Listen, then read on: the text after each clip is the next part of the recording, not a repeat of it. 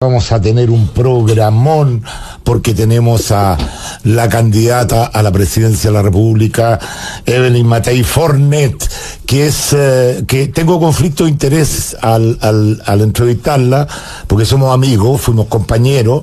Sin embargo, llevo tantos años en las comunicaciones que eso no me va a limitar a hacerle preguntas, incluso que la puedan incomodar, porque la idea es conocerla profundamente, y ella ha venido a este programa y me ha dicho que no tiene ni un problema con ninguna pregunta, no estoy vetado absolutamente en nada. Así que voy a partir al tiro preguntándole sobre su vida sexual. Ya, no, ¿cómo estás, Evelyn? Gusto de verte, un gusto tenerte acá. Ya le bajé toda la formalidad a la entrevista. Ya. ¿Cómo estás, Evelyn? Yo estoy bien, ¿sí? Estoy feliz de estar en tu programa, estoy feliz de estar contigo. Efectivamente tenemos aquí un conflicto de interés, como le dicen, pero yo creo que cuando uno lo explicita, queda claro. Y efectivamente, Checho puede hacerme las preguntas que quiera, yo voy a contestar lo que pueda. Oye, mira, yo he pensado un poco cómo hacer la entrevista, y creo que lo mejor es que, como vamos a estar 2 horas juntos, que se van a pasar volando, no tengo ninguna duda, vamos a conversar un poquito de tu vida en la primera parte, para conocerte más profundamente, aunque tú tienes una trayectoria demasiado larga que es difícil encontrar algunos temas que la gente desconozca, y la segunda parte nos vamos a la contingencia y a lo que es tu futuro programa, algunas declaraciones tuyas, y tenemos incluso preguntas de alguna gente que te van a hacer. Perfecto. ¿Estudias en el colegio alemán en Santiago? Pero yo empecé en la escuela pública. El primero básico lo hice en la escuela pública de la base de Cerro Moreno en Antofagasta. Ahí hice primero básico. ¿Te tocó? Normalmente los hijos de militares o de aviadores tienen que trasladarse mucho. Y no te permite de alguna forma tener raíces, porque uno hace amigo en un colegio y después lo deja. A los 2 años al papá lo destinan a otro lado. Es complejo. No, fíjate que a nosotros no nos tocó tanto eso. Nosotros vivimos como 2 años en Iquique, yo era muy chiquitita, y después 3 años en Antofagasta, y después nos vinimos a Santiago, y en realidad, salvo quinto básico, en que nos fuimos un año a Estados Unidos, porque mi papá se había ganado ahí una estadía por haber sido muy buen alumno, etcétera, pero siempre estuve en el colegio alemán. Así que yo tuve la suerte de haber estado siempre en un mismo colegio, y tengo amigos que de verdad son mis hermanos del colegio. Oye, cuando tú dices nosotros, ¿quiénes conforman ese nosotros? ¿Cómo se conformaba tu familia? Nosotros éramos 5 hermanos. Mi papá, mi mamá, los 2, personas muy especiales. Mi papá y mi mamá eran de pocos amigos, pero muy buenos. ¿Quién era más alemán para las cosas así, más estricto, tu papá o tu mamá? Mi mamá. Sí, a ella era la que ponía el orden, ¿eh? Lo que pasa es que mi mamá es hija de una vasca y de un prusiano. Chupaya la mezcla. Chupaya la mezcla. Y cuando yo era chica, mi mamá me entendía más. Y ella entendió que yo desde chiquitita había que explicarme por qué. O sea, si ellos me decían, Evelyn, por favor, ¿me puedes ir a buscar tal cosa porque lo necesito para tal cosa? Yo iba al tiro. Pero si me decían, oye, tráeme esto, yo los miraba así, parece que yo era muy parada en la hilacha. O, por ejemplo, tenía clases de piano, y un profesor me decía, así. Y después otra profesora, y yo nunca hacía lo que él me decía, nunca. Y después llegó otra profesora, una jovencita muy encantadora, y me dijo, mira, Evelyn, lo que pasa es que este dedo es más corto que este otro, y este tiene más fuerza que este. Entonces, si tú pones la mano de esta manera, va a sonar mejor. O sea, cuando te da una explicación, cuando a mí me dan una explicación, te hizo sentido. Entonces, claro, me acuerdo que un día mi mamá le dijo a mi papá, yo era de haber tenido 7 años, 6 años, Fernando, con la Evelyn, por la buena, porque por la mala es una mula. Oye, pero después, cuando fui más grande, me hice mucho más cercana a mi papá que a mi mamá, porque mi mamá empezó como a ponerme restricciones de la salida en la noche y todas esas cuestiones, y mi papá era mucho más liberal, y a mí me cargaba que me pusieran, porque yo sentía que yo era una persona responsable, me iba bien en el colegio, me iba bien en el piano, me iba bien en todo. ¿Pero eras carretera o no? ¿Te gustaba el carrete? Pero sí. Que no le gusta, pues si es una edad. Mira, yo siento que el que no le gusta el carrete a los 13, 14, 15 años, pucha, No, pero muy temprano para salir a carretear a los 13, los 14. Bueno, ponle 15, 16. Ponle 15, 16. 17. Oye, pero yo peleaba harto con mi mamá. El piano te ha acompañado junto con las zapatillas, son las dos cosas que te han acompañado en tu vida. En mi vida. Ese interés por el piano sí. ¿Fue por parte de tu padre que te incentivaron a estudiar o a ti te llamó la atención la música? Parece que mi papá y mi mamá en algún minuto conversaron de que yo me estaba poniendo insoportable. ¿Sí? Según ellos yo me estaba poniendo creída y suficiente. Y mi papá y mi mamá odiaban a la gente creída, la odiaban. Pero lo que pasa es que a mí de verdad me iba muy bien en el colegio, casi no tenía que trabajar, todo lo que es aprender me sale muy, muy fácil. Entonces ellos decidieron que me iban a mantener todo el día ocupada.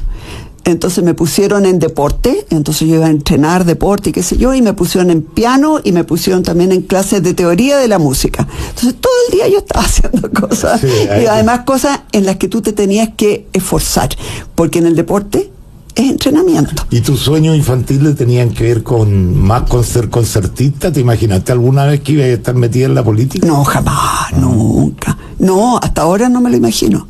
Oye, nos vamos a saltar un poquito, pero tu entrada en la política tiene que ver con que tu padre fue comandante en jefe y tuvo que cumplir un rol en el gobierno militar. Fíjate que tuvo que ver sobre todo... ¿Fue un acercamiento o fue un acercamiento, pero a mí lo que me marcó en mi vida fue que cuando nosotros éramos chicos vivíamos en la Gran Avenida, en el paradero 34. Y entonces veníamos como 6, 7 niños en un auto. En esa época los autos eran re escasos. Sí, no. Y veníamos como 6 o 7 en un auto y nos veníamos al colegio alemán, que estaba ahí en Antonio Varas con Eliodoro Yáñez. Y me acuerdo perfecto, un día de invierno muy oscuro, veníamos temprano, imagínate, para salir de Gran Avenida y llegar aquí a las 8, era bien temprano, y vi 2 hermanitos a pata pelada en invierno. Me mató.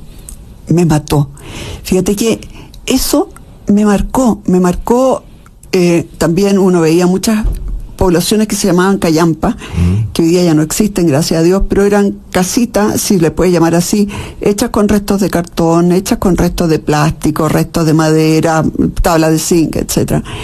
Todos colgados a la luz y qué sé yo. Entonces uno veía una pobreza, sí, que era una pobreza muy dura. Entonces, a mí lo que me mueve en realidad en la política no es la política, sí, es la cosa social. La cosa social. Fíjate que yo, a los jóvenes que escuchan mi programa, que de alguna forma le han contado una historia bastante distorsionada de lo sí. que ha sido la evolución de Chile, cuando yo les digo que el modelo económico que nosotros defendemos, el modelo de sociedad, sacó a millones de personas de la pobreza. Y la pobreza dura, o sea, claro. Yo les cuento que tocaban el timbre en mi casa niños a pata pelada, como tú dices, pidiendo pan duro. Pidiendo pan duro.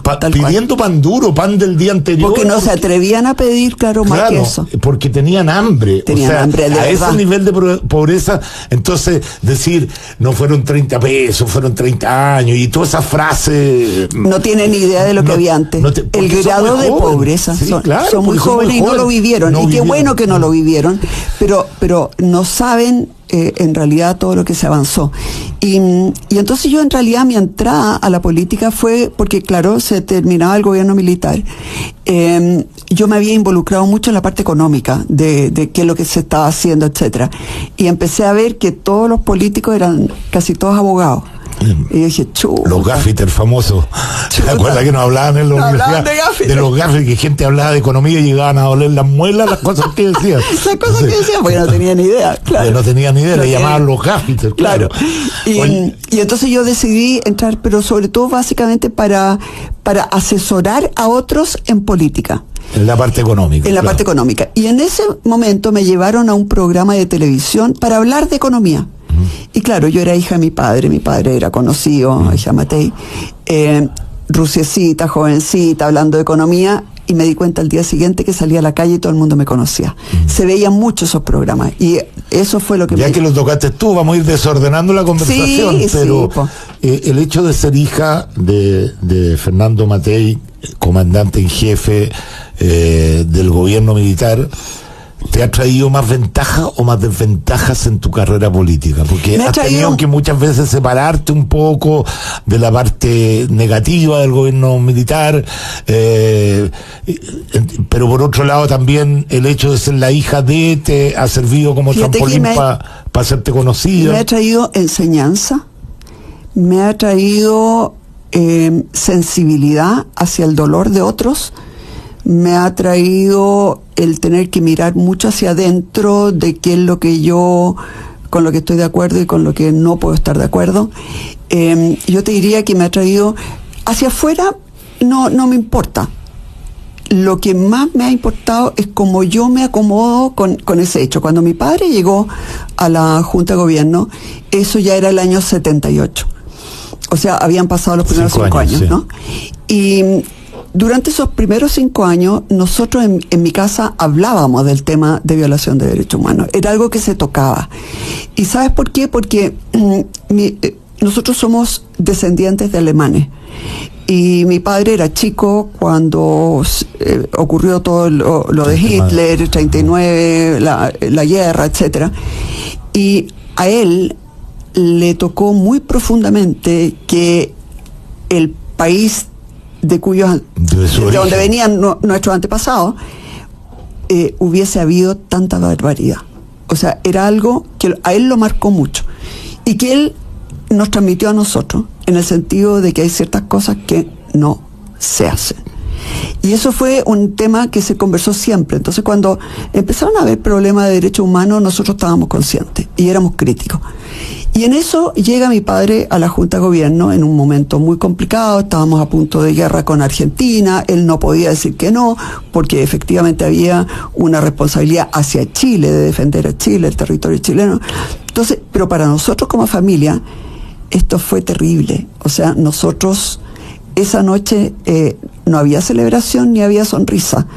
Había como una sensación de pesadumbre, y yo siempre creí que a mi padre al final lo iban a tomar preso, lo iban a juzgar, lo iban a matar. O sea, él asumió una responsabilidad plenamente consciente, y nosotros también plenamente conscientes, de que él asumía algo que tenía cosas muy buenas, como todo esto de sacar a la gente de la pobreza, pero también tenía aspectos muy complejos, que era violación de derechos humanos. Así que nos metimos en este tema, él estuvo muy consciente y nosotros también. Ya que nos metimos en este tema, nos vamos a quedar pegados porque tenemos muchas cosas de qué hablar. Sin embargo, mucha gente de tu sector, de alguna forma, no le ha gustado tu alejamiento total del tema del gobierno militar.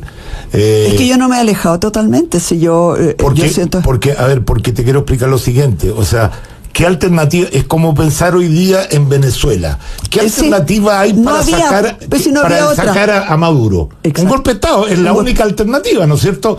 Y fuimos mucho, incluso tú, porque lo conversamos en nuestra época, que era necesario. Aplaudimos el golpe militar. O sea, si no íbamos derechito a Cuba. No íbamos derechito a Cuba. Y mira Cuba como si ahora... A la dictadura del proletariado. Claro. Entonces, muchos apoyamos el golpe militar porque veíamos que no había otra alternativa. No había otra alternativa. Y al igual que tú, muchos también criticamos el exceso en las violaciones a los derechos humanos, porque no todos son violaciones a los derechos humanos. No. Hubo mucha guerrilla, hubo mucha guerra sucia, donde gente que murió combatiendo, defendiendo su idea, y claro, hay algunos casos que son impresentables y uno no puede estar de acuerdo con eso. ¿Eh? Mira, pero te hago esta pregunta para que la gente que te sigue de derecha o de la oposición entienda bien cuál es tu posición. Mi posición es que no había otra.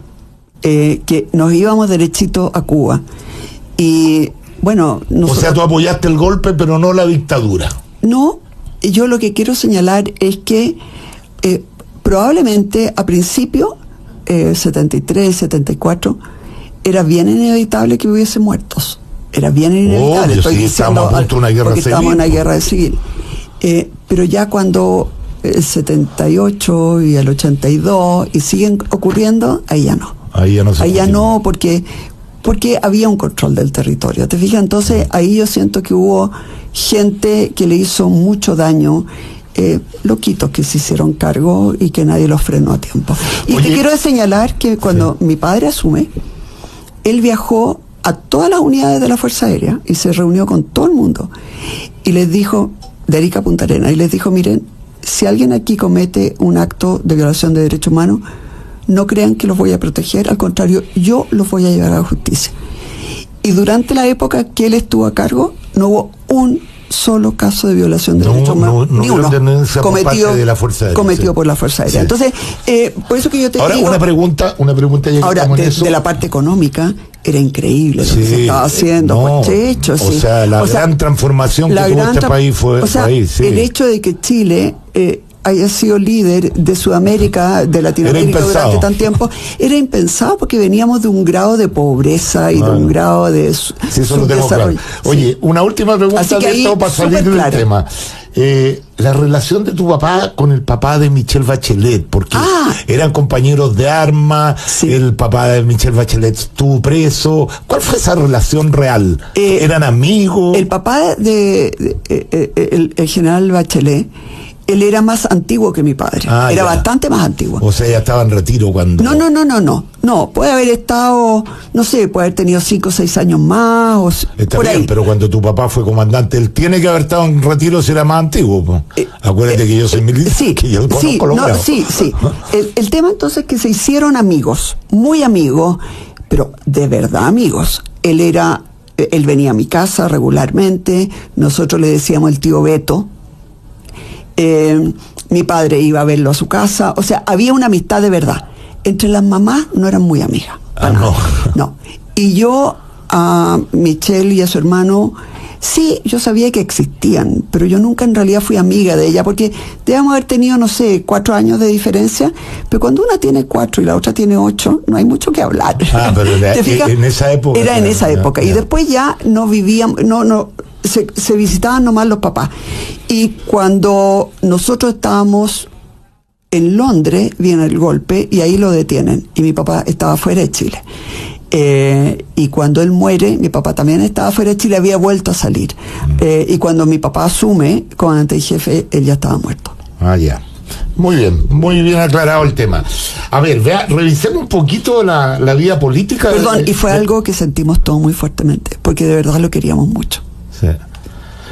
Bien, vamos a ir a la vida política. Diputada entre 1990 y 1994, 4 años como diputada, después senadora en 1998. Después de nuevo diputada.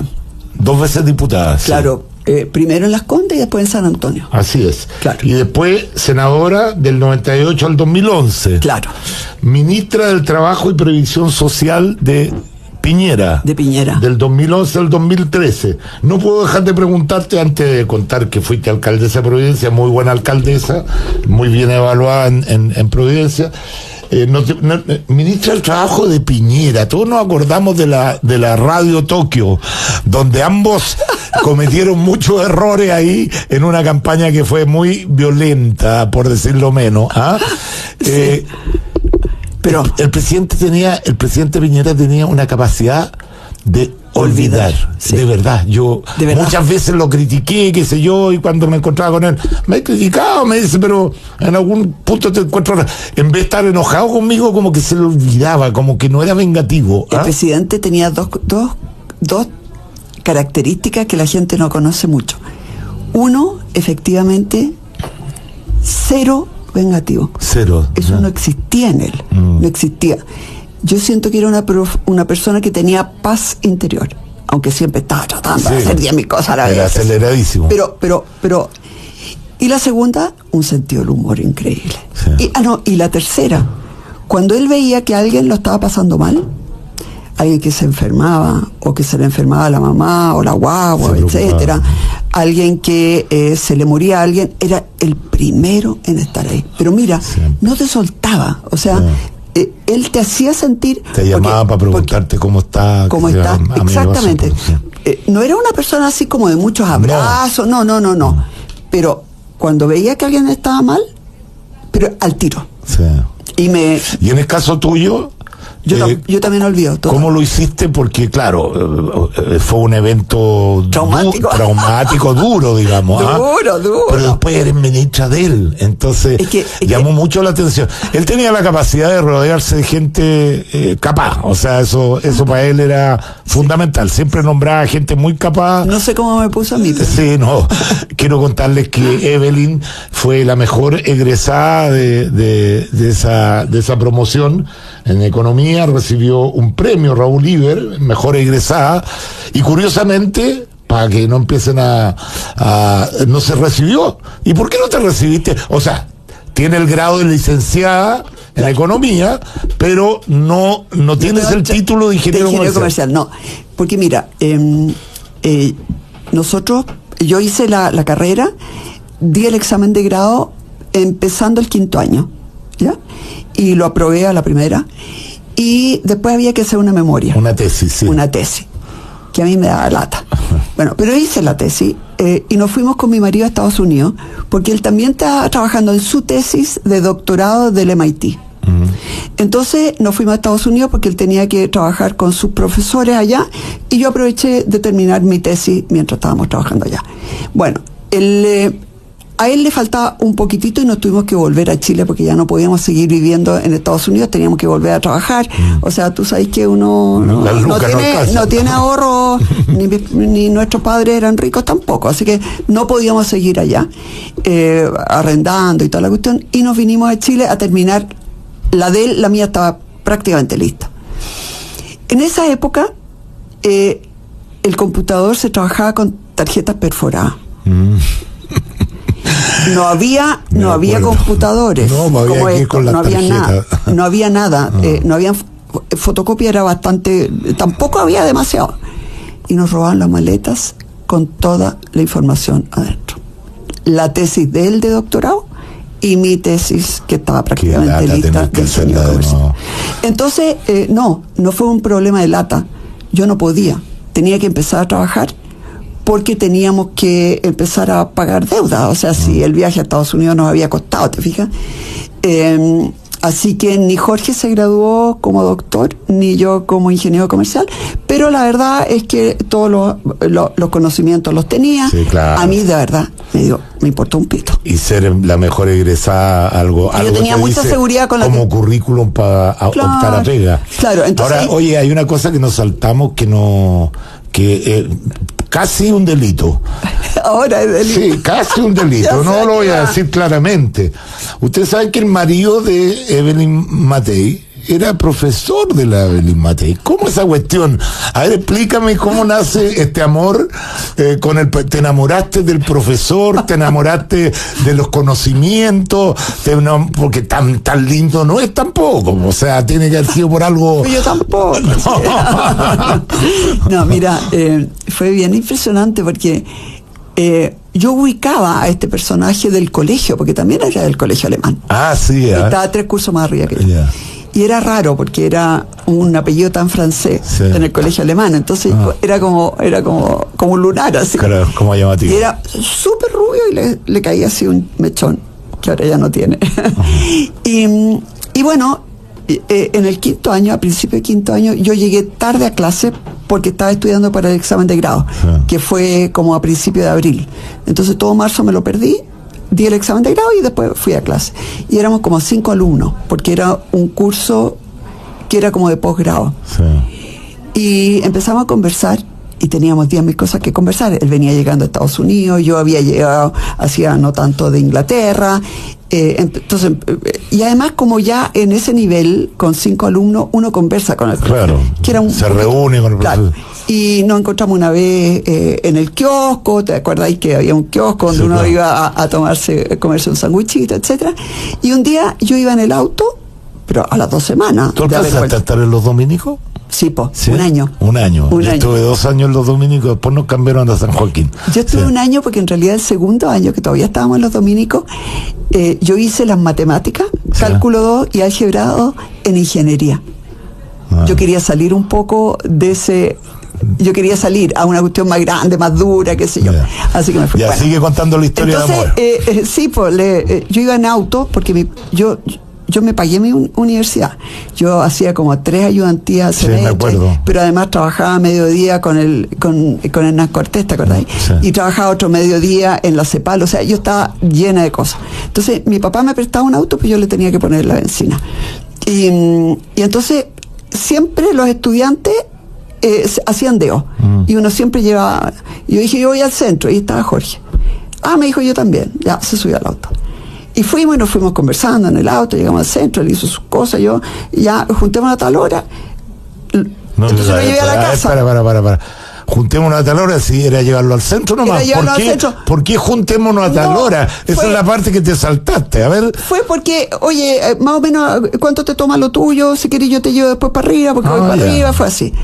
Pero ya había una mirada distinta de... Yo creo que ya sí, yo creo que ya sí. Y lo más gracioso es que cuando íbamos llegando a su casa me dijo, ¿y saldría a comer esta noche? Ya le dije, pasamos a su casa, él se cambió, pasamos a la mía, me cambié, y esa noche salimos a comer. Y esa noche después nos fuimos a bailar y me dijo, yo me casaría contigo.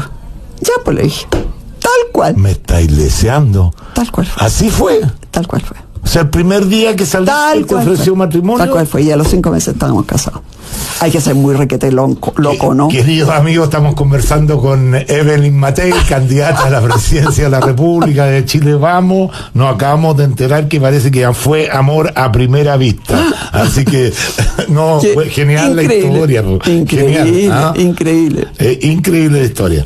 Bueno, perdón, vamos a... Lo increíble no es la historia. Lo increíble que sigamos juntos. Sí, claro, bueno. Con eso hoy día cuesta para que los matrimonios estén juntos. Tú sabes que hay una estadística que el 72% de las parejas legalmente constituidas en Chile están separadas. Así es. 72%. 72.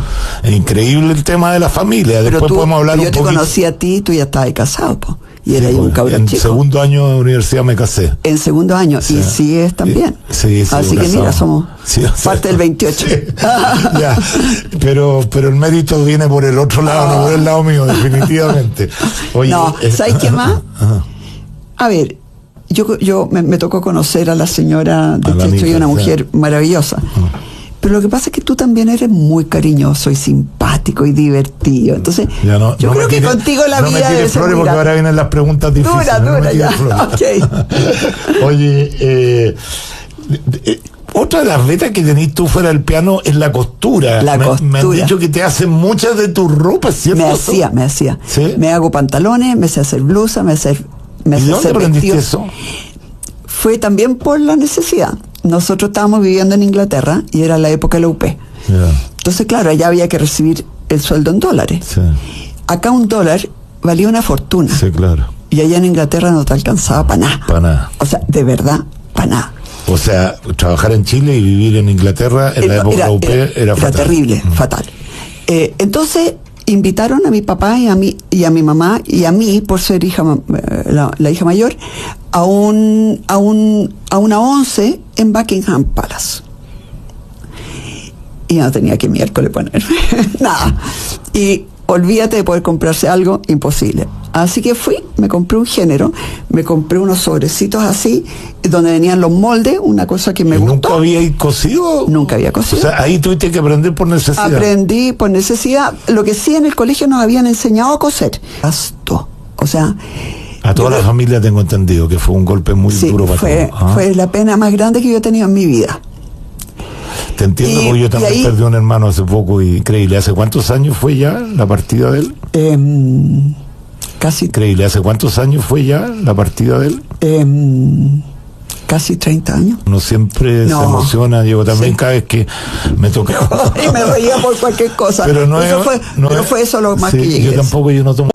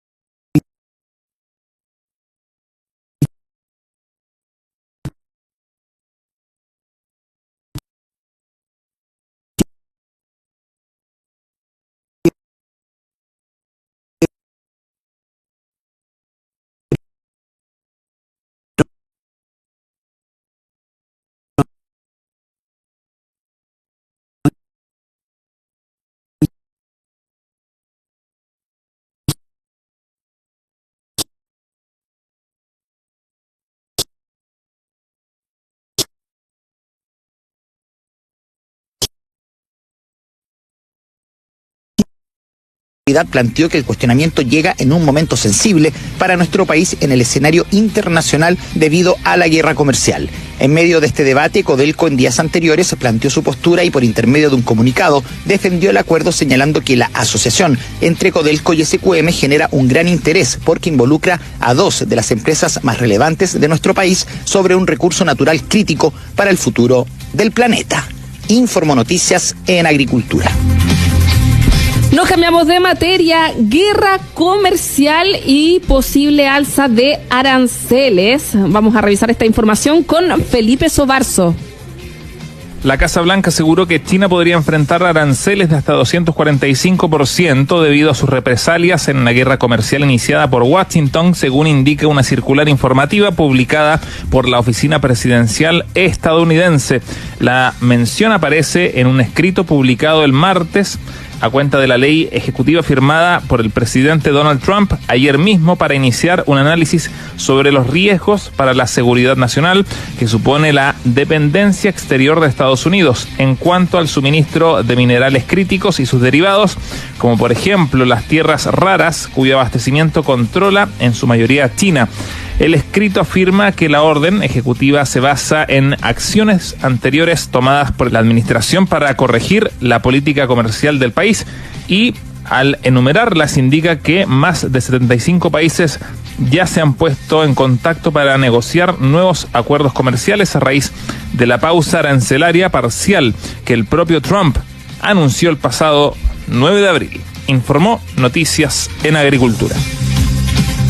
Hasta acá vamos a dejar las noticias. Léanos en www.radioagricultura.cl. Síganos en todas las redes sociales, fanpage de Radio Agricultura en Facebook, X, Instagram y TikTok de Radio Agricultura. El pronóstico del tiempo, estamos con 20 grados, está despejado, dice la Dirección Meteorológica de Chile. La máxima será de 24 para la región metropolitana. Véanos por el canal 166 en Zapping, 143 en GTD Telsur y la señal 15 de Binet. Y ahora sigan en compañía de Conectados. Que tengan buenas tardes. Noticias a la hora. La más reciente información ocurrida en Chile y el mundo. Una presentación de Clerat, efectivo contra roedores.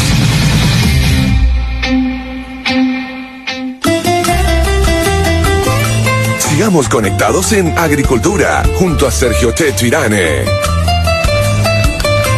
Así es, estamos junto a Multiservice Grúa, el restaurante Piegari, que tienen las mejores pastas artesanales frescas, la asociación de AFP, que te invita a entrar a su página para que conozcas cómo podemos tener mejores pensiones. Cecina San Jorge, las más ricas cecinas a todas horas y en todas las variedades de productos.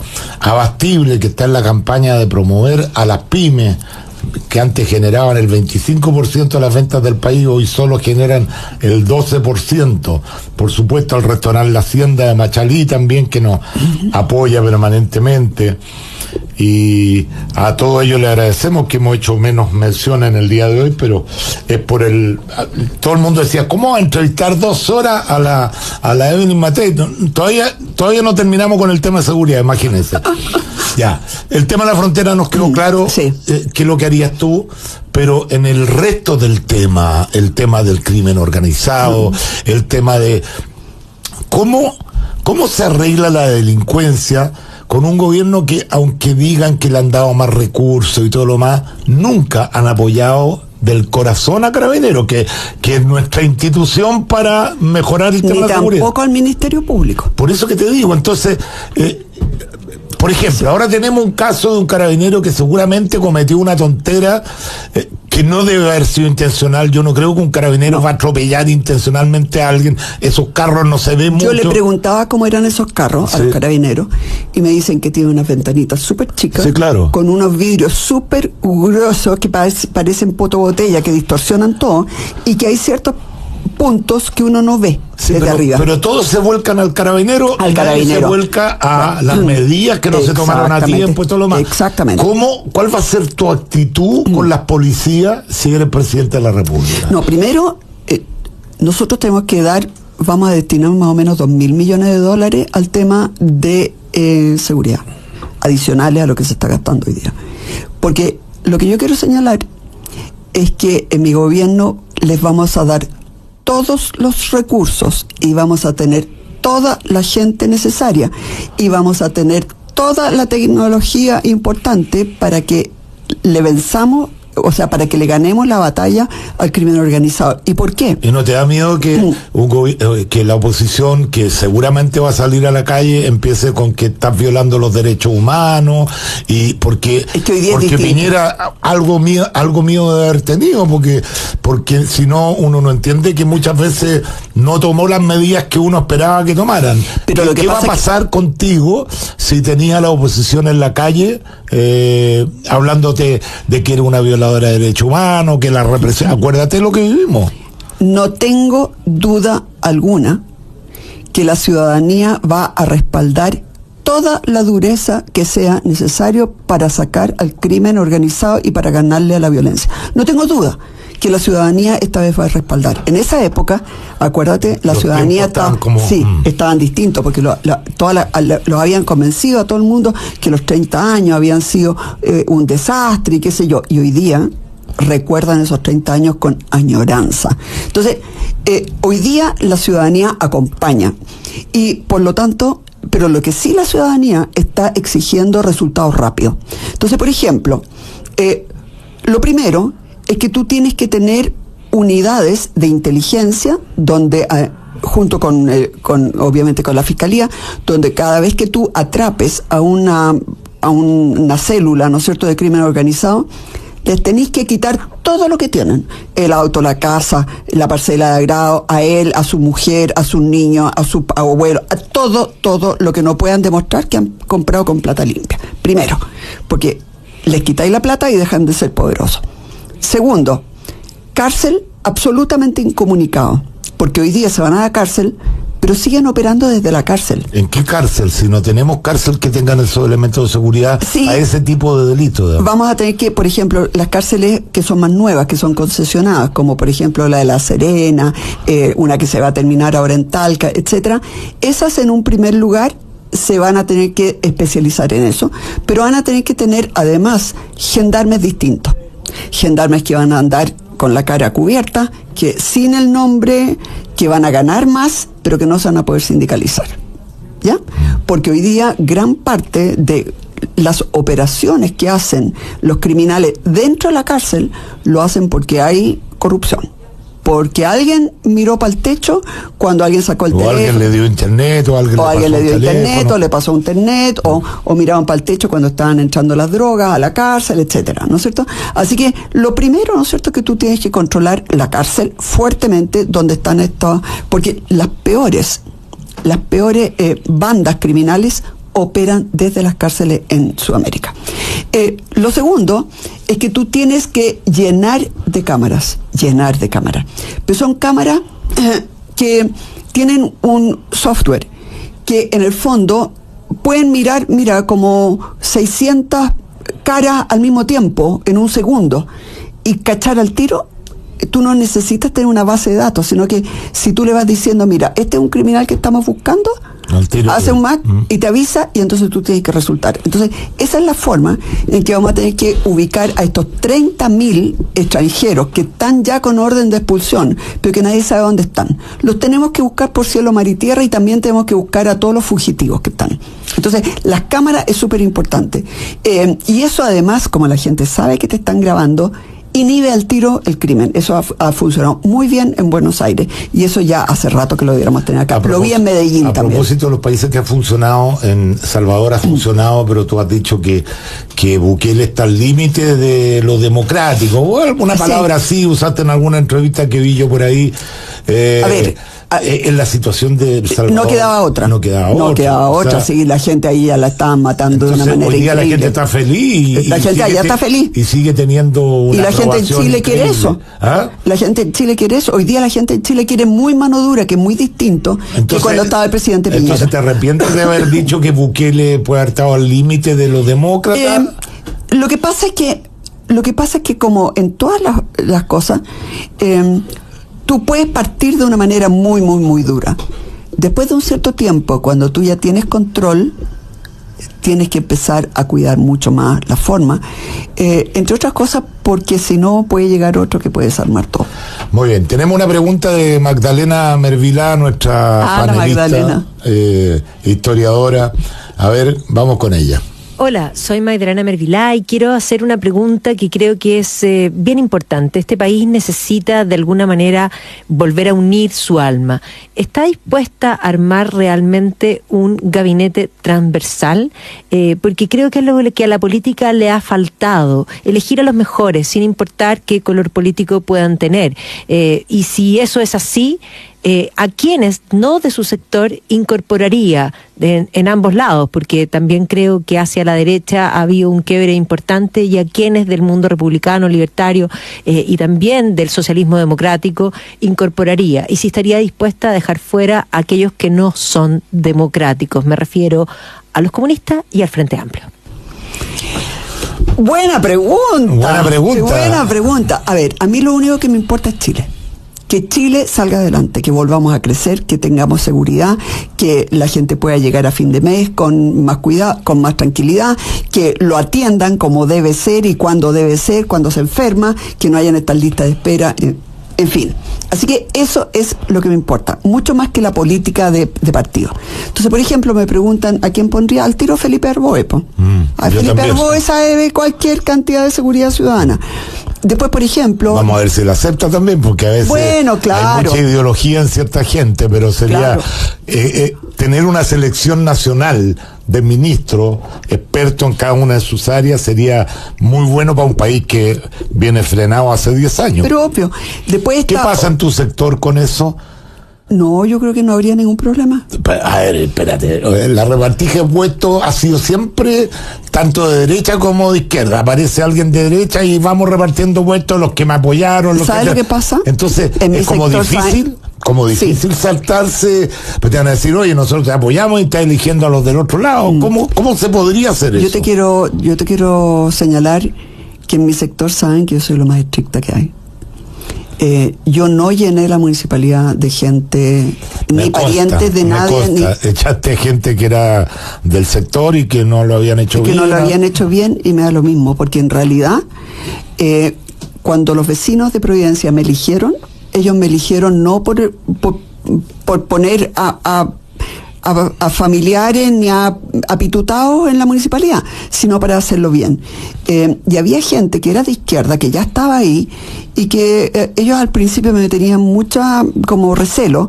Terminamos trabajando de la mano, con lealtad, porque todos entendíamos que no se trataba de la política, sino que se trataba de mejorar la calidad de vida de la gente. O sea, para el titular, ¿estás dispuesta a trabajar con los mejores? Sí. Vengan de donde vengan, con algunas exclusiones. Con algunas exclusiones. ¿Para ti el Partido Comunista es un partido demócrata?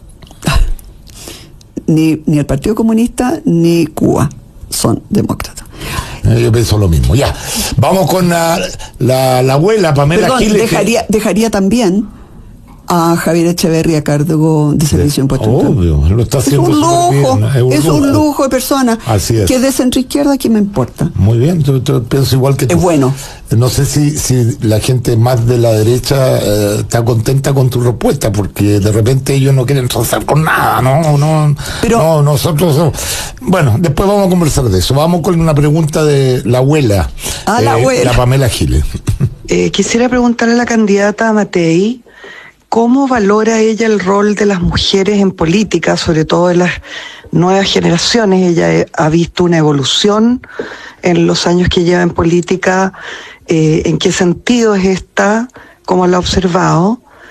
Me gustaría saber en el mismo sentido cuál es la opinión que tiene respecto de las demás mujeres que van hoy día de candidatas a la presidencia.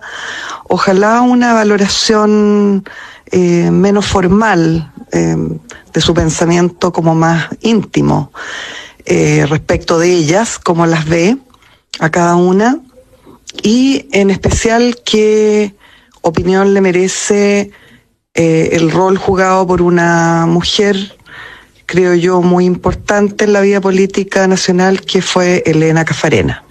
Ah, que fue su abuela. Sí, pues la abuela. Sí, bueno. Qué bueno. Me alegro de esta pregunta. Cuando yo ingresé por primera vez a la Cámara de Diputados, éramos 120 diputados, solo 7 mujeres. Sí, pues me acuerdo. Y en esa época asumió el presidente Elwin. Y dentro de la foto de los ministros no había una sola mujer. Ni una. ¿Verdad que el primer gabinete no tenía ni una mujer? Sola, sí. Ni una sola mujer. Entonces, yo siento que a las mujeres todavía nos cuesta mucho más que a los hombres cualquier cosa. Sin embargo, también miro hacia atrás y recuerdo cómo celebramos la primera vez que una mujer llegó a la Corte Suprema. No sé, más de 100 años tenía la Corte Suprema, nunca una mujer había llegado. Y yo me acuerdo que fue como un logro. La primera vez que una mujer llegó al Consejo del Banco Central. Todas esas cosas eran como romper una barrera, Eran logros, sí. Entonces, eso hoy día es mucho más fácil. Hoy día hay muchas más mujeres en la Cámara, en el Senado, y si tú ves, hay varias precandidatas mujeres también, cosa que hace 20 años atrás nadie hubiera pensado. Así que yo valoro fuertemente la entrada de las mujeres. Yo no quitaría por ningún no eliminaría por ningún motivo el Ministerio de la Mujer. Creo que ahí se han hecho políticas súper importantes para las mujeres. Las mujeres, básicamente, el mayor tema que tenemos es que cuando nace un hijo, se te hace la vida muy compleja, porque tú por un lado quieres y necesitas cuidar a ese hijo, y al mismo tiempo quieres seguir trabajando. Y eso muchas veces es muy difícil de compatibilizar. Ya que tocaste el tema del Ministerio de la Mujer, ¿tú no crees que hay un exceso de ministerios? Sí, yo creo que sí. ¿Y cuáles serían los ministerios que tú fundirías o juntarías o eliminarías directamente? Porque dice, el de la mujer por ningún motivo. No. Muchos dicen que el de la mujer no tiene mucho sentido, porque podría estar incluido en otro ministerio. ¿Cuáles son los ministerios que tú crees que se pueden refundar? O refundir. Primero, la vocería. Ministro vocero, perdónenme, para afuera. Eso debiera ser hecho por el ministro del Interior, una persona o un subsecretario, algo así, pero para afuera. Después tú podrías tener, por ejemplo, un ministerio que tenga que ver más bien con sectores productivos, y tú perfectamente podrías tener, ¿no es cierto?, junto, economía y sectores productivos, y ahí meter varios adentro. No agricultura. Agricultura tiene que ser una cosa. Bueno, porque es la radio de agricultura. No. Agricultura no, porque yo además a agricultura le subiría el pelo. Sí, claro. Y yo diría que es básicamente, ¿no es cierto?, de la producción en el fondo transformarnos en una potencia agropecuaria y estar exportando eso. O sea, yo estoy soñando, por ejemplo, con que, dado que tenemos energía tan barata en el norte grande, y tenemos también todo ese... Yo todavía no entiendo lo de la energía barata, y la mayoría de los auditores allá se pierde. Que no lo entiendo, porque no hay línea de transmisión. Dicen que hay energía barata, y las cuentas siguen subiendo y siguen subiendo. Entonces, un ciudadano común y corriente no entiende mucho eso. Mira, es bien importante lo que tú me estás diciendo. La energía que se produce en el norte tiene que viajar y llegar a Santiago. Hay muy pocas líneas de transmisión. Ese es el problema. En el norte se está produciendo energía que se bota. No se usa. No, porque si no la usa inmediatamente se pierde. Porque no tienes exactamente. Exactamente. Entonces, a eso me refiero. Entonces, tú con paneles solares, con todas esas cosas, tú puedes tener una energía. Entonces, tú puedes desalar agua. Y con esa agua desalada, tú puedes transformar buena parte del desierto en un vergel. Entonces, por eso que te digo que el tema de la agricultura debiera crecer muy fuertemente y no sacarlo. Tenemos una pregunta de Gabriel Alemparte, que está también con nosotros. Hola a todos, aquí Gabriel Alemparte. Hola Evelyn, te mando un abrazo muy grande. La pregunta que quisiera hacer es simple. ¿Tú crees que después del 4 de septiembre y el 18 de octubre hubo un cambio tectónico o un cambio profundo en los paradigmas que había en la política chilena? Me explico. ¿Cambió la política chilena y el eje del sí y el no?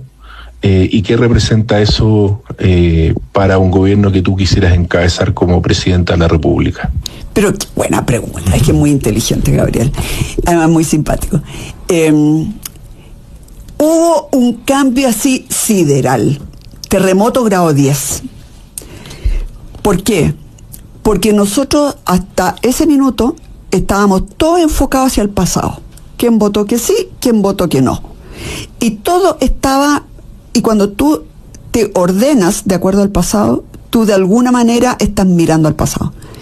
En cambio, cuando vino el proceso constitucional, ¿no es cierto?, el primero, y nos propusieron ese mamarracho de constitución, hubo gente muy valerosa, y yo siempre lo destaco, entre los cuales estuvo Gabriel Alemparte, que estuvieron dispuestos a romper ese eje del sí y del no, de cruzar la barrera. La línea. ¿Por qué? Porque están pensando en el futuro, porque por primera vez nos empezamos a fijar en el futuro más que en lo que nos dividía, qué es lo que nos une hacia el futuro en vez de qué es lo que nos separó en el pasado. Y eso es un cambio de actitud increíble. Y por eso que yo digo que en un gobierno, hoy día, yo creo que sí es posible integrar gente que es razonable, que es gente que quiere a Chile, que es gente que tiene los conocimientos técnicos, etcétera, y que son leales a Chile. Pero eso fue justamente por el 4 de septiembre y el 19 de octubre, que efectivamente cambió totalmente la política en Chile. Oye, yo te quiero llevar al tema salud. El tema de las colas, el tema de los hospitales sin elementos. La verdad que, bueno, siempre en una sociedad se necesitan más recursos. El problema económico se define como necesidades múltiples y recursos escasos. Ponerse a prometer a esta altura puede dar dividendo en el corto plazo, pero te pilla después. Sería una irresponsabilidad, sí. Porque ¿qué se puede hacer? Porque en salud ya lo vivimos con Sebastián Piñera, y efectivamente redujo las colas a las listas de espera al mínimo, por un tema de eficiencia, de ocupar bien pura eficiencia. ¿Tú tienes claro lo que hay que hacer ahí en Clarísimo, salud? Clarísimo. Y ahí te quiero decir que hay más de 100 personas trabajando en el programa de salud de nuestro gobierno. Supe por ahí que está la ex subsecretaria la Paula Daza, sí, que sabe mucho del tema. Sabe muchísimo del tema. Pero mira, les quiero contar cómo lo solucionaron en un hospital aquí de San Bernardo. Había una lista de espera enorme en todo lo que era traumatología. Hicieron un programa con la Católica. Si no está perfectamente, es más o menos lo que les estoy contando. Entonces contrataron, creo que a 2 kinesiólogos, algo así, un kinesiólogo y una enfermera, y empezaron a llamar a toda la gente que estaba en lista de espera. Bueno, pero ¿qué es lo que usted tiene? ¿Qué es lo que le duele? Ya. Entonces, por ejemplo, si le dolía la rodilla, ellos le mandaron al tiro las 2 o 3 órdenes de exámenes que se tenía que hacer. Y además les daban las horas o el mismo día o en una misma semana, etcétera. Y lo citaban a la semana siguiente. Entonces, cuando venía al médico, venía con todas las órdenes ya hechas, con todos los exámenes ya hechos. Entonces, porque de otra manera viene, ya, le dan la orden. Claro. Y después le dan un examen, y después otro examen 2 meses después, y cuando trae los exámenes, el primero ya está vencido. Si así es. Así es. Entonces, hay un tema, ¿no es cierto?, de eficiencia que realmente hace falta, pero a gritos, en nuestros hospitales y en todo el sistema público. Y nosotros hemos estado trabajando eso y estamos seguros que podemos eliminar las listas de espera en las enfermedades GES, las auge. Y en las enfermedades no auge, porque ahí además hay que eliminarlas a cero, porque la ley te protege, la ley te obliga a tratarlo. Pero hoy día lo que pasa es que les da lo mismo, porque no los mandan a las clínicas privadas cuando ellos no lo... Es que hay un tema ideológico ahí, de una alergia a todo lo que huela a privado. Exacto. Y me parece una tontera, porque si estamos hablando de vida humana. Es como del siglo antepasado, ¿no? Sí, claro. No, si es del siglo antepasado. Eso, o sea, es una tontera y además es una inhumanidad. Ya, eso por un lado, y lo de la lista de espera, y tú tienes un plan para mejorarlo. Sí. ¿Y qué pasa con los recursos de los hospitales que no tienen gasa, que no tienen jeringa, como el Hospital Van Buren, que ha sido como el abanderado de demostrar la falencia que existe en los hospitales? Ahí hay que meterse muy bien en cómo son las compras. ¿Quién está haciendo las compras? Se están haciendo en Senabast, se está pagando el precio justo, se están pagando horas extraordinarias, y hay que empezar a mirar qué es lo que se puede eficientar. Obviamente que va a haber deudas que va a haber que pagar, eso no te quepa duda, pero también yo te quiero decir, A mí me tocó, por ejemplo, en Providencia, yo bajé el gasto en salud y en educación en un año como en 2.500 millones de pesos, sin que sufriera nadie nada. Sencillamente mayor eficiencia. Y lo que sí hacíamos, ¿no es cierto?, con mucho cuidado, todo era las licitaciones, nos preocupábamos de pagar el menor precio posible, pero el mal gasto que hay en el sistema público, no te cuento. No, se lo tengo clarísimo, pero también es impopular, sobre todo para una candidata. No, yo creo que es súper popular. No, yo creo que la gente se da cuenta. Pero espérate un segundito. Que está lleno de inútiles que están ahí. Dicen que entraron 100.000 nuevas contrataciones en el sector público. Obviamente no ha mejorado el servicio público. Para nada, po. O sea, está claro que eran pitutos. Pero si tú anuncias que vas a hacer una reducción de 100.000, ¿no te afecta desde el punto de vista van a estar eleccionario? Todos felices que saquen a los apitutados. Todos. ¿En serio? Yo creo que hay una. ¿Tú crees que no se paga un costo político por decir que vaya a achicar el Estado que puede ser ineficiente? Los que se vayan van a estar molestos. Y todos los otros van a saber que en realidad le habían dado pegas nomás por pituto. Y la gente no está con eso. La gente quiere que cuando tú contratas a alguien en una municipalidad, en una gobernación, en un ministerio, realmente le estés dando la oportunidad a los que se la merecen, sean del partido que sean. Oye, yo nos vamos a apurar con los temas porque se nos van a quedar mucho. Nos van a quedar mucho en el tintero. Tenemos del departamento de prensa tenemos una pregunta también, ¿no? Buenas tardes, candidata. Por acá Ricardo Cuevas, periodista del departamento de prensa de Radio Agricultura. Quería consultarle. Luego de su polémico tuit para revisar el acuerdo SQM-Codelco, el ministro de Hacienda, Mario Marcel, preguntó qué hay detrás de las declaraciones de la candidata presidencial de Chile Vamos. ¿Usted tiene algún tipo de motivación detrás de ese tuit, así como lo esbozó el ministro Marcel? Mire, yo le voy a leer el tuit, porque el tuit es lo más inocente que hay. He pedido a los parlamentarios de Chile Vamos que soliciten toda la información respecto del acuerdo Soquimich-Codelco, con el objeto de revisar la conveniencia para el país de dicho pacto y el desarrollo futuro de esa industria de Chile. Se puso nervioso al tiro. Es que ¿sabes lo que pasa? Lo que a mí más me llamó la atención es que con un tuit tan suavecito como eso, porque yo lo único que estoy pidiendo es información, se desató una ola de histeria. Y me acusaron, estuvieron todos los ministros ahí dándome, qué sé yo, lo único que estoy pidiendo. Y les quiero decir, si a mí me toca firmar ese convenio, obviamente ese contrato, obviamente que quiero saber todo lo que hay detrás. Mire lo que ocurrió con la Casa de Allende, con 17 abogados.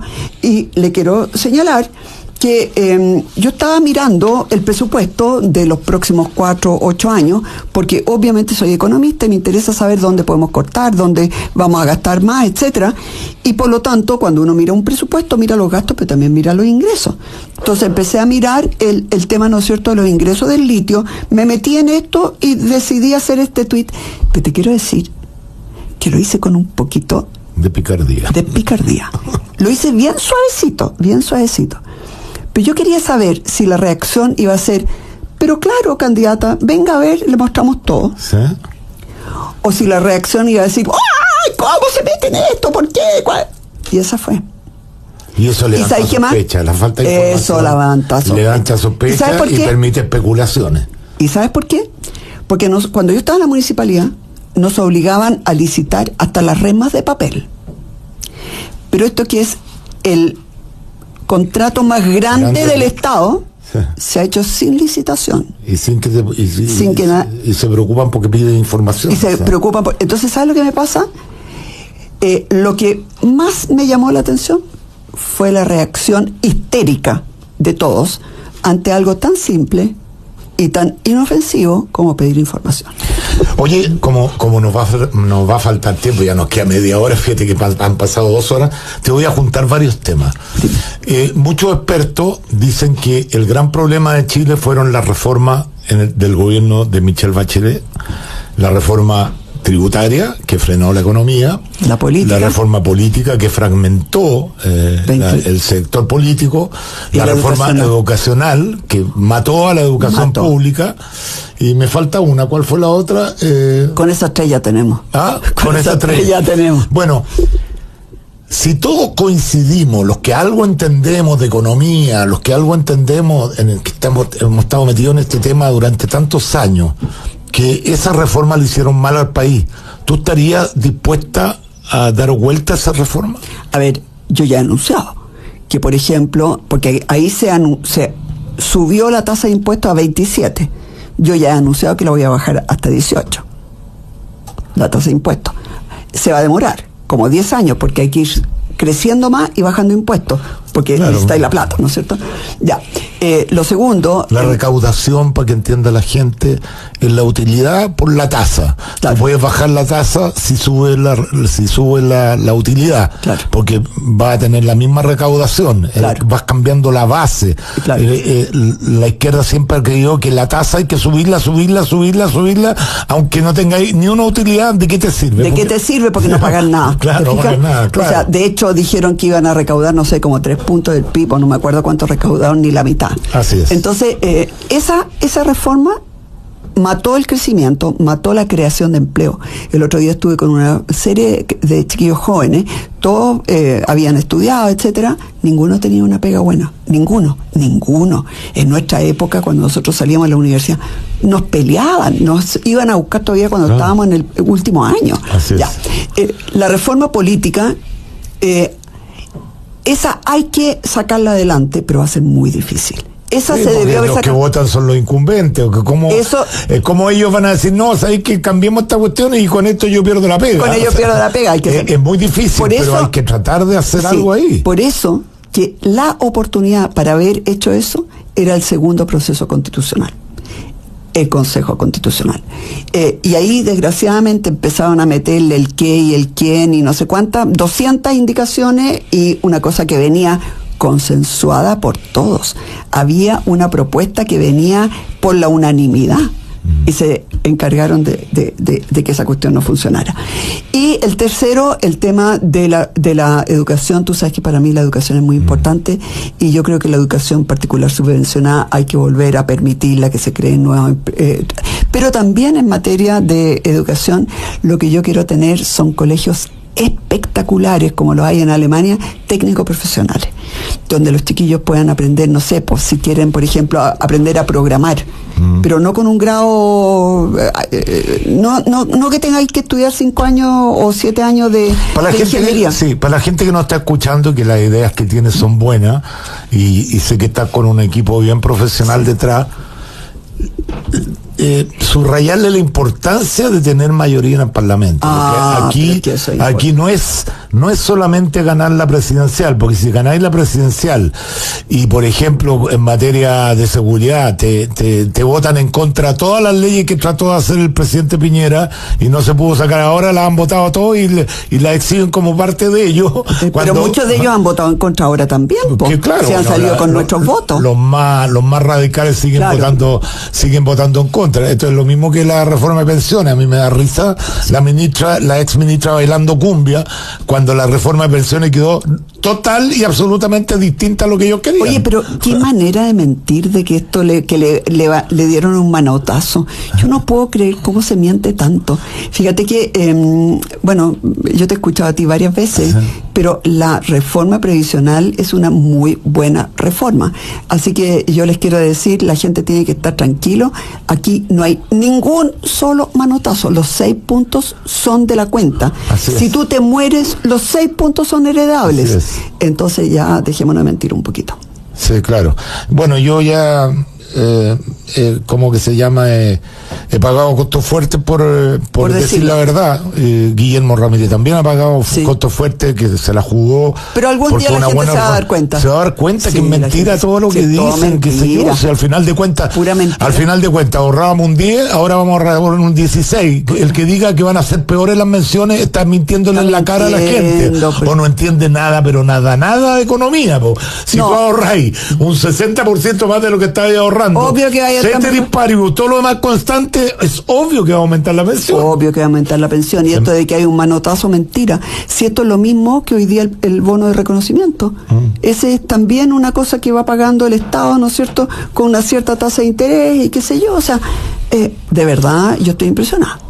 Bueno, pero hay un sector de la derecha más radical que ha criticado este acuerdo, que es traicionar algunos los no entienden principios. nada. Algunos no entienden claro, nada y otros están mintiendo. Yo creo que hay un desconocimiento real, porque no, que ese 1,5% es la puntita del reparto, y que finalmente se va a convertir en la puerta que abre. A ver, eso es como el señor que va a pedir una guitarra prestada al vecino, sí. Y dice, no, si el vecino me va a decir que no, y me va a decir que la cuide, y me va a decir que le falta una cuerda, y le va a decir, y se va pasando todo estos rollos, y cuando dice, ya, métete la guitarra, claro. Pero son puros rollos, claro, porque aquí no hay nada en la ley que te lleve a eso.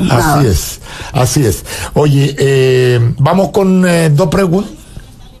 Camila Flores y Natalia Pergentili, dos preguntas de panelistas también del programa. A ver. Mi querida Evelyn, ¿cómo estás? Soy la diputada Camila Flores y quiero en este audio preguntarte, ¿qué es lo que más te ha gustado de recorrer Chile?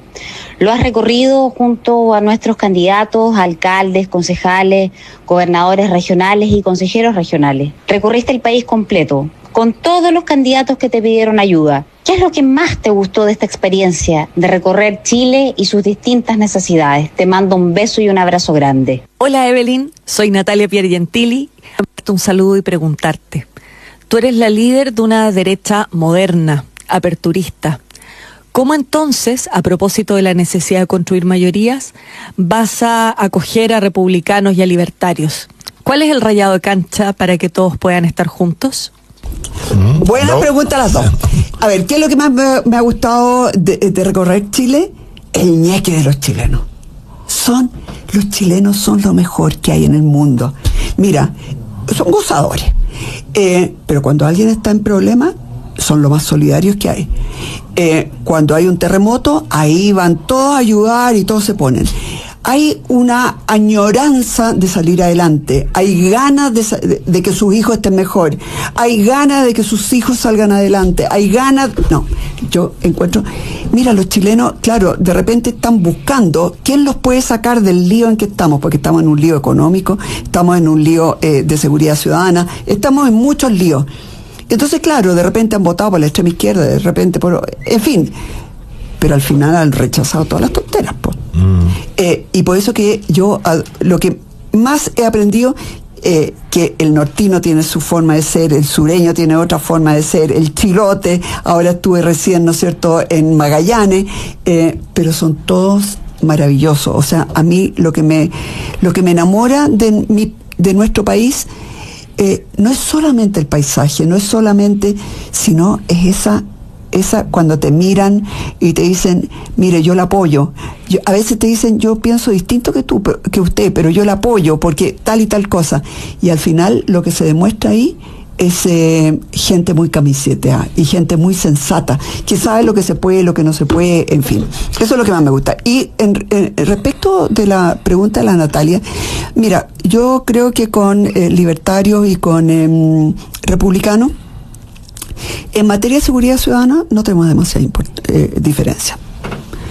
En materia de crecimiento yo creo que tampoco tendríamos demasiada diferencia. ¿Y cuáles son las grandes diferencias? Las otras diferencias son que yo creo que nosotros estamos más preocupados de que haya mayor equidad en Chile, ¿no? Y ellos son más un poco de que cada uno se la rasque con sus propias uñas. Pero son más de ese tipo de cosas. Y donde hay una diferencia grande es, por ejemplo, cómo se trata a la mujer, ¿no? Nosotros en ese sentido somos súper apoyadores de que la mujer pueda llegar a todas partes, de que haya un ministerio de la mujer, de que tengan igualdad de condiciones, de que haya corresponsabilidad, todas esas cosas, y ellos ahí más complicado. De hecho querían... ¿Está perdida la esperanza de una primaria con republicanos? Yo voy a seguir llamando hasta el último día. ¿Pero lo ha llamado realmente? Los he llamado. ¿Lo ha invitado a tomarse un café? Conversemos por el bien de Chile, veamos hasta dónde podemos llegar a acuerdo, porque la verdad... No yo directamente, pero otra gente. Es un grito desesperado de la gente del sector, que le está pidiendo por favor que se unan. La verdad, yo no puedo entender lo que está pasando en la derecha. Es como mira, soñaste y en el sueño te dieron el número de la lotería que iba a ganar y tú viste el número en un kiosco y no lo compraste. Tal cual. Tal cual. Lo rompiste. Lo rompiste más encima. Lo rompiste. O sea, nunca en la historia, yo tengo 70 años, en la historia, que yo sigo muy cercano a la política, había visto la posibilidad que los que defienden la idea de la libertad pueden ser presidentes y además tener mayoría en la Cámara. Y nos vamos a farrear esa oportunidad si seguimos con la división. Entonces, yo realmente creo en el patriotismo de José Antonio Kast y en las buenas intenciones de Johannes Kaiser. Yo creo en los dos, y yo lo he dicho aquí, te lo digo a ti. Yo estoy apoyando a Evelyn Matei porque creo que es la única que puede derrotar a este nefasto gobierno. Si mañana las cosas cambian y es José Antonio Kast, lo voy a apoyar con tutti. Porque yo tengo un bien como yo ya lo apoyé una vez. Oye, yo tengo un bien superior en este cuento. Es Chile. Entonces, por eso que te digo, ¿cómo no va a ser posible que se junten en tu casa o en la mía? Le ofrezco mi casa, le ofrezco mi casa, le hago un almuerzo maravilloso y nos juntamos los 4 para ver si se puede haber alguna posibilidad de arreglo. Mira, la última reunión fue, o conversación, fue de Rodrigo Galilea con Arturo Esquella. Y Arturo Esquella le dijo, olvídate, ni una posibilidad. Ya, pero yo, hay que volver a tratar, pero yo creo que tú tienes un liderazgo, porque independientemente que ellos no quieran ir a una primaria y que crean que es un proyecto totalmente distinto, ya, que la llame la candidata, invítanos a almorzar a tu casa. Que la llame la candidata que tiene la mayor posibilidad de ser presidenta de la República, y ellos lo saben, las encuestas sí lo muestran. Es distinto que lo llame el presidente de Renovación Nacional o el presidente de la UDI. Ya, lo voy a llamar. Júntense y yo te ofrezco mi casa. Y yo los dejo conversando y me voy. No voy a estar ahí. No voy a influir. Lo invito a almorzar a mi casa de verdad. Porque nos agarramos toda la cabeza a 2 manos. ¿Cómo es posible? Es que no puede ser. Es que te juro. Por último. Oye, no sé, el año pasado. Si mañana él tiene más posibilidades que tú, a ti te compensarán con más parlamentarios, con mayor cupo, pero una negociación que le haga bien a Chile. El año pasado perdimos varios gobernadores y muchos alcaldes. Por la misma cosa. Así es. Y ahora lo hemos dicho una y otra vez y yo no tengo ningún problema y de hecho los voy a llamar. Pero hasta ahora ha sido súper difícil. ¿Qué quieres que te diga? Y hemos hecho todos los llamados y lo hemos hecho además de buena fe. El año pasado les ofrecimos, oye, por último, midamos en encuesta quién es el mejor candidato o la mejor candidata a gobernador. Y llevamos a uno nomás. No hubo caso. No hubo caso. Así que. Pucha, nos quedan poquitos minutos y necesito hacerte varias preguntas. Ya. Frase conflictiva de nuestra querida... Yo nunca he dicho una frase conflictiva. Pero contéstamelo rápido para ir pasando todo. A mí Boris me cae bien y siempre lo he encontrado como estudioso, como serio. Eso fue al principio. ¿Puede ser serio una persona que sea tanta voltereta? Eso fue al principio. ¿Has cambiado la opinión? Ya. La verdad es que cuando yo fui una vez a una comisión de trabajo, él efectivamente era de los pocos que se conocía el proyecto, se lo había leído, hizo buenas preguntas, etcétera. Pero ahora esa frase no representa nada a lo mí que no yo me pienso. disgusta que sea un socialista presidente del Senado.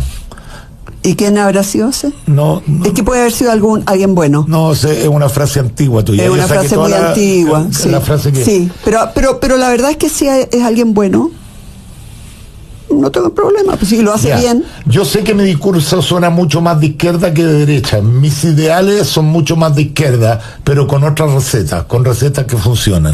Cuando yo hablo de izquierda, yo estoy hablando de que... La sensibilidad social. ¿Por qué crees tú que es patrimonio de la izquierda eso? Es que generalmente ha sido así, históricamente ha sido así. No, pero a ver, Evelyn, yo soy de derecha para defender a los pobres. Yo no soy de derecha para defender mis intereses porque yo ya tengo mi situación arreglada. Y yo igual que tú. Uno está luchando en esto para mejorarle la calidad de vida a los que más necesitan. Totalmente. Entonces que ellos se apropien del pobre y me parece. Es que históricamente era así. Históricamente de esa derecha recalcitrante. Claro, pues te fijas. Entonces, muchas veces la izquierda era la que se preocupaba más de la equidad. Pero lo que yo dije en esa misma entrevista, que yo era de origen alemán y yo había visto Alemania Oriental y Alemania Occidental. Y que la Alemania Occidental se había ido como cohete para arriba.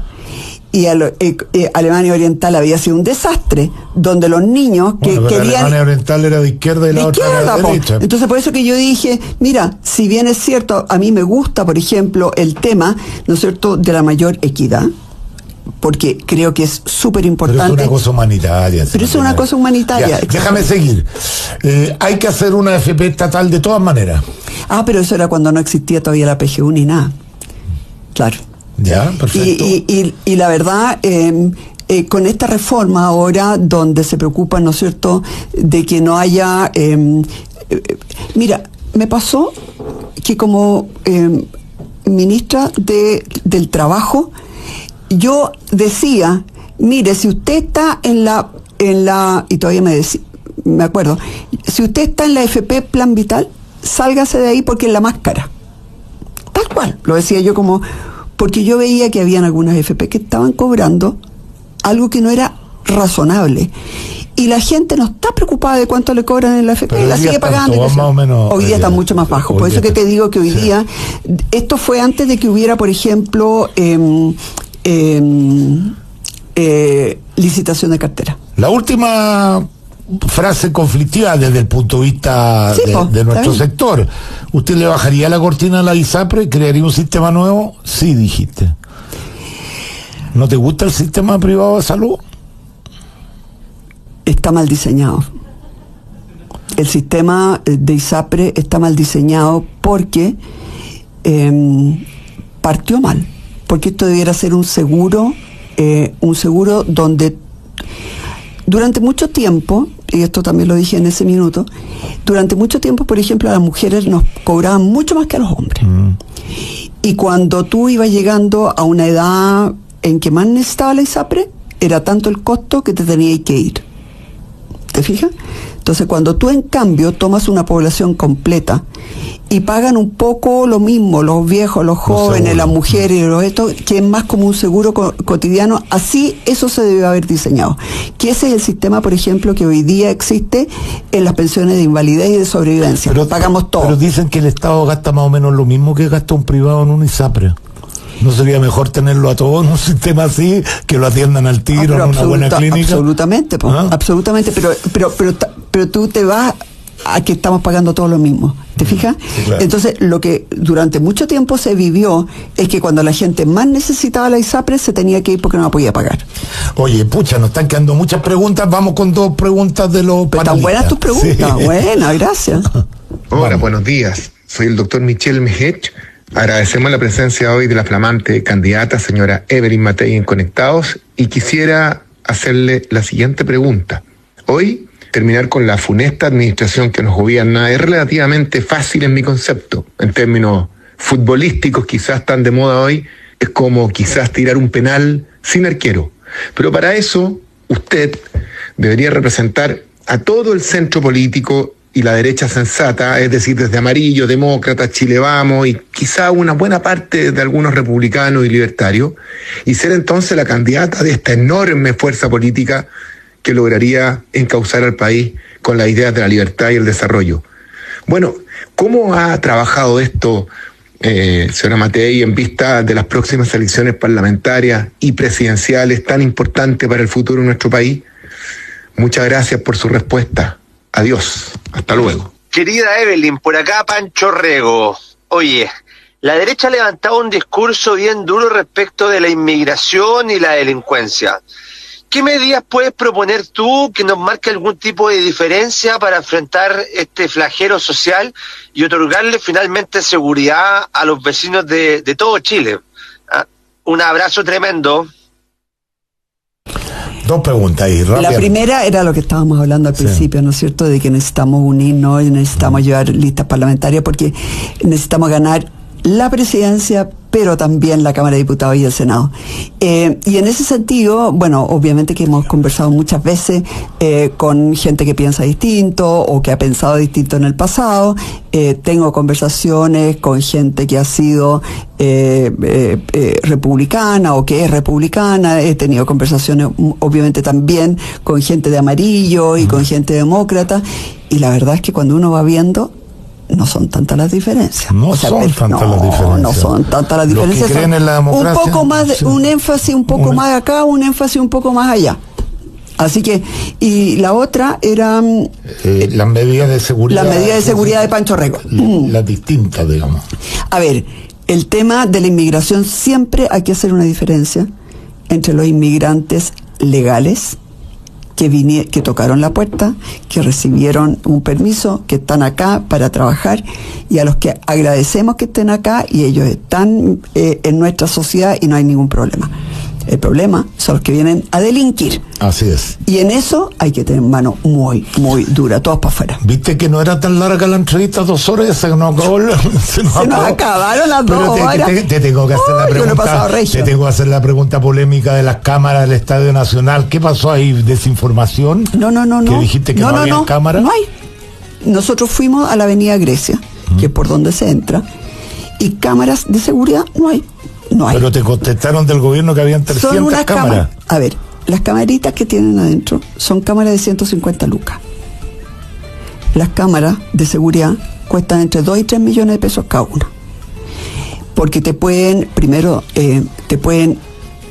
tú las identificar tienes, facialmente. Claro, te pueden identificar, tienen inteligencia artificial. Entonces tú, por ejemplo, le dices, mire, si por ejemplo hay una bengala, váyase al tiro para allá, que todo el mundo haga zoom ahí para ver cuáles son las caras, quién lo hizo y qué sé yo. Entonces estoy hablando de cámaras de verdad, pero estas cámaras, si tú vas, yo conozco las cámaras de seguridad porque instalamos muchas en Providencia, y yo miré ahí en la avenida, en la entrada principal, no hay una sola cámara de seguridad de verdad. Que hay una camarita por ahí, que puede ser del Transantiago. Te refería a otro tipo de cámara. Y las del interior son, o sea, no, perdón, Evelyn, estamos hablando de otro tipo de cosas. Perdona la última pregunta. Dime. ¿Van a haber o no van a haber primarias en la centro derecha? Porque si no hay primaria, van a estar invisibilizados durante todo el periodo de las primarias. ¿Van a haber o no van a haber primaria? Todavía no estamos claros, pero yo quiero señalar que a mí en general el tema de las primarias es algo razonable. Siempre que la primaria efectivamente signifique algo, ¿no? Donde realmente haya una competencia entre varias personas. Pero tú has dicho, y nosotros con Carter solo no, con Chaguán solo no. Yo creo que Chaguán está al final del día haciendo un gesto para que se haga primaria, o porque tú crees que puede ganar Chaguán, no creo, no aparece en la encuesta, entonces... A ver, lo de Chaguán él lo tiene que ver con su partido, en su partido no está muy contento, ¿no? ¿No? No, pues porque fue con colores propios, digamos, ¿no? Claro, porque no lo habló con nadie, se tiró solo, y el partido me había proclamado a mí, entonces, pero eso son pequeñeces. El tema es que si... A mí me encantaría que lográramos armar una buena primaria. ¿Qué queréis que te diga? Creo que el lejos es lo mejor, creo que el lejos, esa es la forma en que generalmente Chile se ha desarrollado, eso es lo que le permite... ¿Y una primaria con Carter solo no? No tiene sentido, no tiene mucho sentido. No. La gente cacha que eso no es una primaria, ¿verdad? Querido amigo, hemos estado con Evelyn Matei. Te queremos agradecer 2 horas. Yo sé que nunca das entrevistas tan largo, pero viste que este programa... No, yo lo pasé fantástico. Además le podemos contar que en el entremedio nos comimos una media luna. Chuta, yo me comí una que era con de la panadería argentina, muy rica. No se puede. Pero no digas que comimos porque nos retan si uno come adentro del estómago. Chuta, ya no comimos nada. Cometimos una infracción. Nos vamos, gracias Evelyn. Suerte, que le vaya bien a Chile, Evelyn. De verdad, que le vaya bien a Chile. Yo tengo el interés de que mi país vuelva a la senda del progreso, vuelva a crecer, volvamos a tener esperanza, seguridad, y yo creo que hoy día tú eres la carta para llevar a cabo eso, así que te deseo mucha suerte. Esta es la primera entrevista que vamos a hacer con distintos candidatos. Vamos a invitar a Johannes Kaiser con el mismo tiempo el próximo jueves, y después vamos a negociar con José Antonio Kast para que venga también.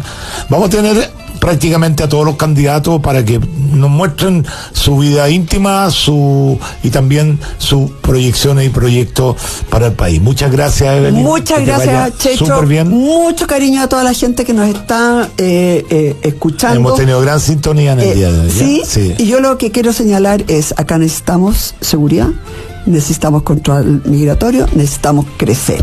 Esas son las tres principales cosas.